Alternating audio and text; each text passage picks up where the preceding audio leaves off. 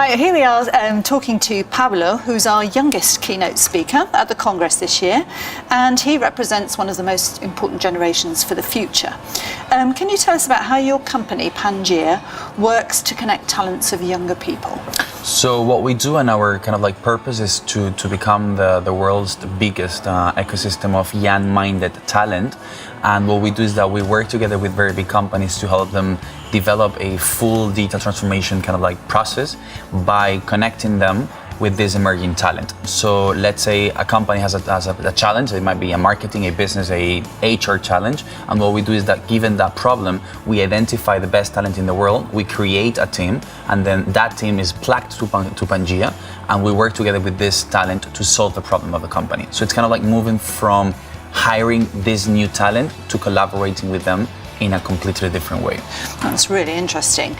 Why is it so important to recognise young talents and so early on? Because we're talking people who are fresh out of university here, aren't we? Why is that so important? Well, I think it is quite important nowadays because there's no established path for any kid nowadays. So that used to happen before, where you knew that you had to go to school, then to university, and then find a job, and then maybe another one during your life. But nowadays it's really important because there's nothing written. So we need to really push kids to find their own way and to build their own career. And that is something that shouldn't happen once they graduate, because some of them probably will never do so. So it's really important to push them out there, make them realize that they have a whole new world of opportunities around, and that they have to find what they really are passionate about and fight for it. That's a key thing.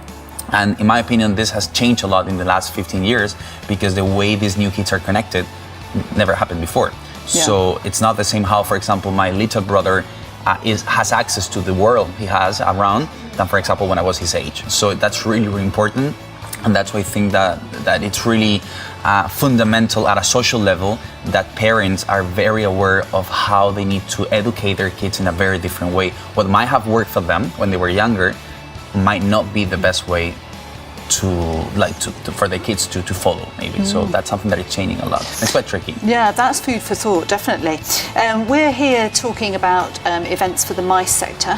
What advice would you give people preparing events for the younger generations? How can they include the younger generations in their events? I think you said it, you answer yourself. Like, for example, in my opinion, one of the main points that we have nowadays with this kind of events is that we are organizing things for people that we don't incorporate or involved in the designing process. So one of the things that we need to do, not only when it comes to organizing events, but designing products or developing new services, is how can we work with this new generation to understand and co-create with them what they really need, so that we can incorporate those needs with concrete solutions in the entire kind of like structure of the solution. So in my opinion, the first thing we need to do is not only to listen to them, but to involve them in the process. And second, and most importantly, how can we realize that, or how can we understand that they do express themselves in a very different way. And that new kind of like way of expressing things has to be incorporated to this new kind of like format and content when it comes to organizing events. And that's really, really important. And most of today's companies and events are not doing it that way, unluckily.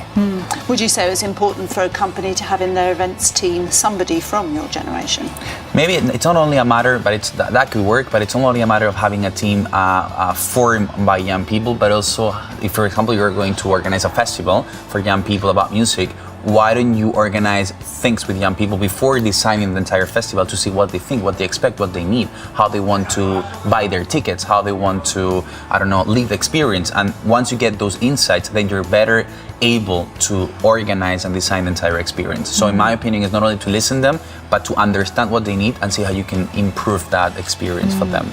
That's much more interactive, isn't Absolutely. it? Because before not only during the event, but before and after, which is really important. The entire kind of like attendee journey, as we say. Yeah, interesting. How do you see the role of umbrella organisations like UNICEO within the MICE sector? Are they important? I think a organization like this one plays a very, very fundamental role, because in the end, these companies and these event organizers, they need to understand what's happening out there. They need to be very well aware of the new trends and how these new generations and these new attendees, these new kind of like generation of attendees will transform the industry. And I think the role that you have to play here is how can we build this ecosystem, not only of partners and organizations, but also of trends, of kind of like new tools, new services, new things happening out there, so that we can kind of like shake all of that together and create new things that we can apply to the sector. And one final question, where do you see yourself in 20 years? I get that question, I get asked that question quite often, and to be honest, I don't know the answer, and I love the fact that I don't know how to answer that, because in the end, if I knew that already, I would be bored. So for me, it's way more interesting to not know what I'll be doing, not in 20, next year, because next year is already long term for me. So not even 20 years from now, but I think one of the most important things nowadays is that everything is so unpredictable, that trying to organize your life and see how you're gonna kind of like have this kind of like flow and how you're gonna organize everything for the next 3 years, it's so hard. And I think life is way much more interesting when you know where you want to be, but you don't know where you might end up being. And I think that's the answer. I don't want to know it either. If you knew the answer, I wouldn't want to know it. That's really interesting. Generation Z all the way. Thank you very much, Pablo. My pleasure. Thank you so much.